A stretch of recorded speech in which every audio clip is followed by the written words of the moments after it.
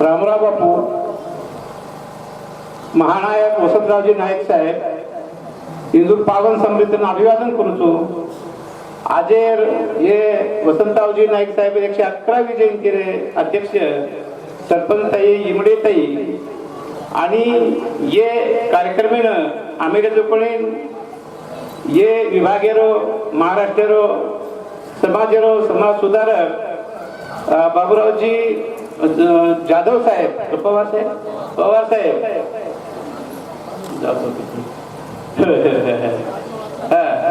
महाराष्ट्र स्त्री चळवळीरो जे कार्य करत वो साधनाताई मराठवाडा भर पर्यंत आणि बंजारा समाजेरो जे उद्बोधन करत प्रचार प्रसार करत नाईक साहेब विचारेरो वो नीलांकन जाधव साहेब भाई ज्ञानोबा मुंडे साहेब ज्यांचा दबदबा भाई केशवराव धोंडगेच्या नंतर महाराष्ट्रभर त्यांचाच होता, आजही आहे असं मला वाटते.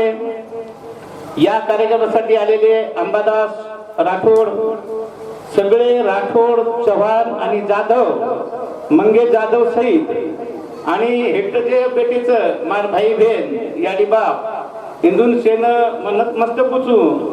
आज वसंतराव नाईक साहेब 111वी जयंती निमित्त आपण व प्रचार आणि प्रसार विचारे करे सारू आपण आता थांबलेचा कार्यकर्ता ही समाजेर रक्तवाहिनी रच, कार्यकर्ता ही समाजेर रक्तवाहिनी रच, कार्यकर्ता ही समाजेर श्वास रच आणि कारण कार्यकर्ता जिवंत रेवणू ही मन घणो महत्त्वाचं वाटत.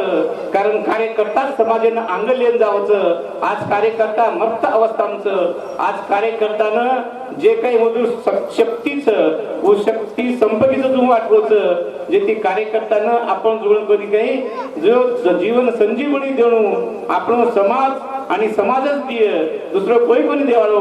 कारण समाजेर कार्यकर्त्यानं आपण आंगले जारो ही एक माफक मज पण तुम्हाला समुद्री अपेक्षा करू छु. मी वसंतराव नाईकांच्या राजकीय प्रभावाबद्दल 7 मिनिटं बोलणार आहे. 7 मिनिटाच्या नंतर जर मी गेलो तर कोणतरी टाळे वाजवा, मी थांबेल. वसंतराव नाईकांचं राजकीय वर्चस्व महाराष्ट्रावर. वसंतराव नाईक आता बोलताना काही वक्त्यांनी सांगितलं ते पुसदचे नगरपालिकेचे सभापती होते. पुसदचे नगरपालिकेचे सभापती त्यांनी 13 वर्ष होते. त्यावेळेस त्यांनी अनेक तिथले जे त्या नगर परिषदेच्या अंतर्गत जे काम होते ते त्यांनी केले. तिथली इमारत त्यांनी बांधून काढली आणि तिथूनच त्यांच्या राजकीय जे हालचाली आहेत त्यांना तिथूनच सुरुवात झाली. वसंतरावजी नाईक साहेबांचे गुणगान आपण सगळेच गातो होतं. पण ते मध्य प्रदेशाचे सुद्धा मंत्री होते. शुक्ल मंत्रिमंडळामध्ये ते उपमंत्री होते मध्य प्रदेशामध्ये. आणि त्याच्यानंतर वसंतरावजी नाईक साहेब सतत 18 वर्ष या महाराष्ट्रामध्ये त्यांनी राजकीय दबदबा ठेवला होता. 18 वर्ष, 6 वर्ष हे मंत्री होते आणि त्याच्यानंतरचे पावणे 12 वर्ष ते निर्विवाद मुख्यमंत्री होते इथले. म्हणून वसंतराव नाईकाची राजकीय जी कारकीर्द आहे, वसंतरावचे राजकीय दबदबा होता, तो राजकीय दबदबा आज कुठलाही मंत्री, संत्री, मुख्यमंत्री हे तोडू शकणार नाही. वसंतराव नाईकांनी जे निर्णय घेतले ते आजही निर्णय, आजही 50 वर्षानंतर आजही ते निर्णय चालू आहेत, आजही त्यांच्या योजना चालू आहेत. यांच्या डोक्यामध्ये फक्त भांडणाशिवाय दुसरं काही नाहीच. विकासाच्या गोष्टी आजच्या राज्यकर्त्यांच्या लक्षात येतच नाहीत. आणि म्हणून वसंतराव नाईक हे एकमेव आपले आधारस्तंभ आहेत महाराष्ट्राचे, होते, आहेत आणि राहणार सुद्धा. राजकीय कारकीर्द अशी आहे की वसंतराव नाईकांनी जे महाराष्ट्र उभा केला, वसंतराव नाईकांची जी माणसं उभी केली, वसंतराव नाईकांनी जे राजकारणामध्ये माणसं तयार केली, फळी तयार केली, ती मातबर लोकांची फळी आहे. मान्य शरदचंद्रजी पवार साहेब हे आधी काय करत होते आपल्याला माहित आहे का?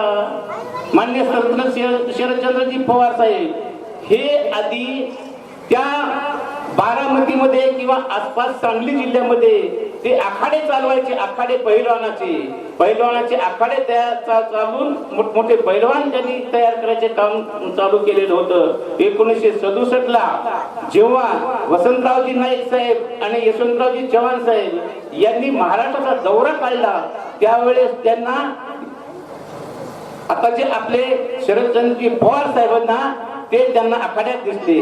शरदचंद्रजी पवार साहेब ते पुढे संपूर्ण तिथले कार्यक्रमाचे नियोजन करत होते. त्यांच्या नजरेत आले वसंतरावजी नाईकांच्या आणि त्यांनी यशवंतराव चव्हाण साहेबांना विचारलं की हा पोऱ्या कोण आहे, हा पोऱ्या कोण आहे, चुनचुनीत आहे. त्यांनी सांगितलं हे माझा दत्तक पुत्र आहे, याला आपण राजकारणात घ्यावं का? ते म्हणले नको, हा फार उच्चापती आहे, हे तुम्ही आपण राजकारणात घेतलं तर आपलंच काही खरं नाही.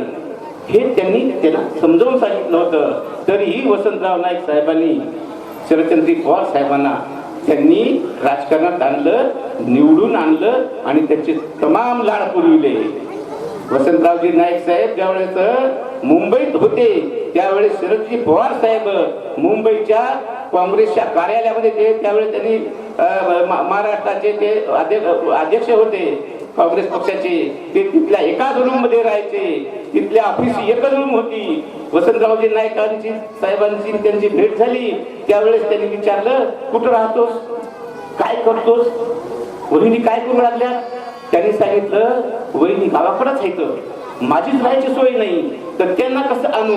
त्यांनी म्हणजे तू राहतोस, मग मी कार्यालयामध्ये राहतो.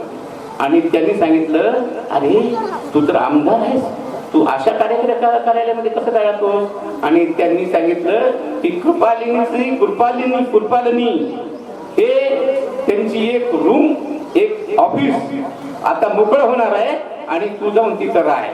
त्यांनी म्हणले मी एवढ्या मोठ्या माणसाला कसं मला राहू द्या म्हणून. आणि त्यांनी काय केलं, तू जाऊन विचार तर तरी, नाही म्हणतील काय होणार आहे.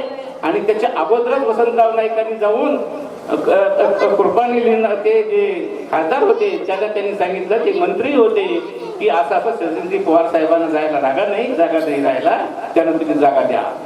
आणि ज्यावेळेस शरदचंद्रजी पवार साहेब तिथे गेले तर त्यावेळेस त्यांनी भीत तिथं बसले आणि त्यांनी तेच त्यांनी हेच विचारलं की काय करता काय नाही, कुठं राहता? त्यावेळेस त्यांनी सांगितलं की मला ऑफिसमध्येच राहतो.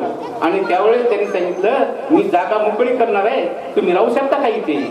आणि त्याच्यानंतर शरदचंद्रजी पवार साहेब त्यांच्या त्या घरी जाऊन राहिले. आणि नंतर शरदचंद्रजी पवार सांगतात की वसंतरावजी नाईक साहेब एवढे मोठे माणूस आहेत, एवढे मोठे माणूस होते की ज्यांनी माझी लेकरासाठी व्यवस्था केली, माझी लेकरासाठी माझी जोपासना केली, कारण मला राहायला जागा नव्हती, त्यांनी जागा मला मिळवून दिली. आणि ही जागा मी त्यांना भेटण्याच्या अगोदर माझी व्यवस्था केली होती. एवढे मोठे माणसं की वसंतरावजी नाईक साहेब आहेत. अशा पद्धतीनं त्यांनी वसंतराव नाईक साहेबाबद्दल त्यांनी सांगितलेलं आहे. शिवराज पाटील साहेब एका ठिकाणी म्हणते तर की माझ्या इलेक्शनच्या प्रचारासाठी वसंतरावजी नाईक साहेबांनी मला जे आश्वासन दिलं होतं मी येईल म्हणून, त्यावेळेस 1967 मध्ये त्यांनी इथं विधानसभेला थांबणार होते.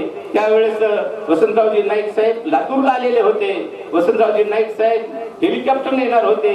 त्यावेळेस लातूरला एक झुकझुक ट्रेन होती, त्याला बार्शी ट्रेन म्हणायचे. तिचं धूर आकाशात गोल गोल गोल फिरायचं आणि ती ट्रेन नंतर चालू व्हायची.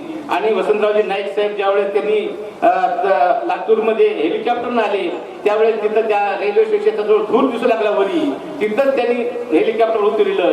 तिथे एक शाळा होती, त्या शाळेतून हेडमास्टर पळत बाहेर आले आणि त्यांनी सांगितलं की बा कोण माणूस उतरले की हेलिकॉप्टर मधून.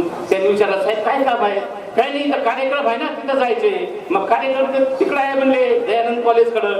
तिकडं त्यांच्याकडे एक स्कूटर होती हेडमास्टरकडं. त्यांनी मुख्यमंत्री साहेबांना वसंतराव नाईक साहेबांना पाठीमागे बसवलं आणि त्या स्कूटरवर तिथे घेऊन गेले. त्यावेळेस जे विलासरावजी देशमुख साहेब आणि आपले चाकूरकर साहेब यांना ते त्यांची वाट बघत ते विमानतळावर थांबले होते. नंतर त्यांना कळालं की मुख्यमंत्री साहेब स्टेजवर आलेले आहेत. ते पळत आले. त्यांनी माफी मागितली वसंतराव नाईकांची. वसंतराव नाईक सांगितलं अरे काय माफी मागता, माफी काय मागता? अरे इतक्या दिवसानंतर मला स्कूटर बसायचा आनंद मिळाला आणि हे काही कमी आहे का? मला फार मोठी मजा आली. जमलं त्यावेळेस कित्येक लोक सस्पेंड झाले असते, मुख्यमंत्र्याची कोणी काळजी घेतली नाही म्हणून. पण एवढ्या मोठ्या उदाहरणाचे त्यांनी त्यांना काहीही म्हटले नाही. तर असे अनेक उदाहरण आहेत. विलासरावजी देशमुख म्हणते की मला ज्यावेळेस मला उभं राहायचं होतं त्यावेळेस वसंतराव नाईकांनी एक मला म्हणजे एक टेप तयार करून दिली होती, एक कॅसेट तयार करून दिलं होतं भाषणाचं, आणि ते कॅसेट घेऊन मी माझ्या मतदारसंघामध्ये फिरायचो. वसंतराव नाईकांचं भाषण लोक मन देऊन ऐकायचे. आणि वसंतराव नाईकांचं नाव मला केव्हा आठवलं की जेव्हा मी महाराष्ट्राचं भारताचं कृषी ग्रामविकास मंत्री झालो त्यावेळेस प्रकर्षाने मला 3 माणसाची आठवण झाली. यशवंतराव चव्हाण, वसंतराव नाईक आणि वसंतदादा पाटील. कारण यांची थेट नाळ ग्रामीण लोकांशी जुळलेली आहे. म्हणून या 3 लोकांना मी दैवत मानतो. एवढे मोठे वसंतरावजी नाईक महाराष्ट्राच्या राजकारणामध्ये पुन्हा कधी होणार नाही, होऊन गेलेले नाही. तर आणि याच्या पुढेही कोणी होतील की नाही याची गॅरंटी नाही. असे वसंतरावजी नाईक साहेबांना अनेक कार्य केले. आता लोकांनी सांगितलं की त्यांनी जे अनेक योजना आणल्या त्याच्यामध्ये त्या योजना सर्व अजूनही इथे चालू आहेत. या सर्व गोष्टी मी सांगायला होतं. हे 7 मिनिटं झाले नाहीत की कोणी टाळी वाजवली नाही म्हणून वाजली का? तर टाळी वाजवली. वसंतराव नाईकांनी मी कार्यकर्त्याला सांगू इच्छितो, काम करा आणि कामाचं दाम मागू नका. काम करा आणि श्रमाचं कोणाला सांगू नका मी असं करायला म्हणून. आमच्यासारखी माणसं सांगतात. कारण काय की ते सांगितल्याशिवाय समाजाला कळणार नाही की वसंतराव नाईक साहेब कोण होते, शिवालाल महाराज कोण होते, रामराव बापूजी कोण होते. हे सांगणं आपलं कर्तव्य आहे. जागरण केलंच पाहिजे विचाराचं. आणि म्हणून गोलाल जोडीला जाऊन शिवालाल महाराजांच्या घराची गावाची जे शोध लावला ते बंजारा समाज कर्मचारी सेवा संस्थेनं शोध लावला. आणि 2002 मध्ये आम्ही गोलालडोंगरीला गेलो शोध काढत. तो तांडा होता तिथं भीमा नायकाचा. त्या तांड्यामध्ये फक्त मलाण होती, तिथं दगड होते. ते काटे कुठे एकीकडे काढून तिथं एक कार्यक्रम घेतलं. दुसऱ्या वर्षापासून कार्यक्रम होत गेले. आता तिथं कोहरागडापेक्षा जास्त तिथं मंदिर वगैरे झालेले आहेत. ही एक गोष्ट आहे. आज आपण जय शिवालाल म्हणतो. प्रत्येक ठिकाणी गाडीवर घरावर जय शिवालाल आहे. जय शिवालाल आपण कधी म्हणत नव्हतो. एकमेकाला रामराम म्हणतो. 2006ला आम्ही जेव्हा अहमदपूरला विभागीय महाराष्ट्राचं जयंती घेतली त्यावेळेस आम्ही म्हटलो की बुवा आपण प्रत्येकाला एकमेकाला जय शिवालाल म्हणूयात. आम्ही लाईन उभं राहिलो लोकांना स्वागत करण्यासाठी. आम्ही जय शिवालाल म्हणत राहिलो. लोक आम्हाला बी हात जोडून शिवालाल मध्ये गेले. आणि जय शिवालालची निर्मिती अहमदपूरच्या कार्यक्रमातून झालेली आहे. 7 वर्ष लढा दिला आपण वसंतराव नाईकांचं नाव कर्तृत्वला देण्यासाठी. 7 वर्ष आणि 7 वर्षच्या लढ्यामधून वसंतराव नाईकांचं नाव परभणी कर्तृत्वला मिळालं. त्यावेळेस जे मुख्यमंत्री होते पृथ्वीराज चव्हाण साहेबांकडे आपलं शिष्टमंडळ गेलं. आणि पृथ्वीराज चव्हाण साहेबांना सांगितलं की बाबा वसंतरावजी नाईक साहेबांचं नाव कर्तृत्वला द्या. कारण त्यांनी स्वतःच निर्माण केलेले आहेत. बापाचं नाव त्या घराला द्यायला काय अडचण आहे. त्यावेळेस पृथ्वीराज चव्हाण साहेबांनी सांगितलं की वसंतराव नाईक साहेबाच्या तरुणमुलीला धरून मी राजकारणात आलेलो आहोत. ते माझे गुरु आहेत. आणि वसंतरावजी नाईक साहेबांचं नाव जर मी कर्तृत्वला दिलो तर माझे इतका भाग्यवान कोण आहे. त्यांनी विचार केला नाही. एका रात्रीत अध्यादेश काढलं आणि दुसऱ्या दिवशी त्यांनी जाहीर केलं परभणी विश्वविद्यालयाचं नाव वसंतराव विद्यापीठ. कारण जर तसं केलं नसतं तर विरोध झाला असता आणि कदाचित हे नाव मिळालंही नसतं. अशा पद्धतीनं वसंतराव नाईकांनी जे कार्य केलं त्या कार्याचं आपण आठवण करूया. जे कार्यकर्ते आहेत त्या कार्यकर्त्यांनी हे काम करत राहायचं. मान अपमान आपलं जे आहे ते झेलत राहायचं. संकट झेलत राहायची. आणि तुमच्या बरोबर कोणी नसलं तर आपण स्वतंत्रपणे उभं राहायचं. ताकदीनं पुढे चालायचं. समाजाचं काम करायचं. तुम्ही दुःखत असाल, तुम्हाला त्रास होत असेल, तुम्हाला संध्याकाळी वाटत असेल आता उद्यापासून सोडून देऊचं कारण ही आपली आई आहे. समाज आपली आई आहे, आपल्या आईसाठी आपल्या घटत राहायचं आहे आणि म्हणून आपण असल्या जयंतीच्या निमित्तानं आपण हे जागरण पुढे न्यायचं. मला खरं तर अंबादासची ओळखच नव्हती, मला माहितीच नव्हतं कोण अंबादास आहे. त्यांनी वारंवार फोन करायचे मला पुण्याहून की असं असं आहे, असं असं आहे, असं आहे, तुम्हाला यावं लागेल. आज माझे 2 कार्यक्रम आहेत, एक संपून गेलेले आणि एक संध्याकाळी आहे. तर त्या दोन्ही कार्यक्रमाकडे मी लक्ष गेलो नाही, कारण एवढ्या तळमळीनं बोलावणारा कार्यकर्ता माझ्या समाजातला आपल्याला तिथं जावं लागेल म्हणून आपण इकडं आलेलो आहोत. मला इथं बोलावलं. भाई जानोबा मुंडे साहेबांचे विचार मला ऐकायला मिळाले. भाई जानोबा मुंडेंचं कार्य फार मोठं आहे, त्यांचं कार्य त्यांचं सुद्धा मला ऐकायला मिळालं. आणि म्हणून साधनाताई फार कष्टानं आपल्या समाजाचं काम करत आहेत. नीलाकांत अनेक वेदना सहन करून आज त्यांची आई ऍडमिट आहे, दवाखान्यात ऍडमिट आहे. वडील काल परवाच गेलेले आहेत. त्या सर्व गोष्टी उराशी बाळगून, सगळे दुःख उराशी बाळगून ती परत स्टेजवर आपल्याकडे हसत थांबलेली आहेत. ती ऊर्जा कुठून आली, ती ताकद कुठून आली, ती वसंतराव नाईक आणि सेवालाल महाराजांची ताकद आहे. ती ताकद सगळ्यामध्ये येऊ अशी मी अपेक्षा इथे म्हणजे व्यक्त करतो. मला इथं बोलवल्याबद्दल मी तुमच्या सर्वांचा आभार मानतो आणि 2 शब्द संपितो. धन्यवाद. जय सेवालाल.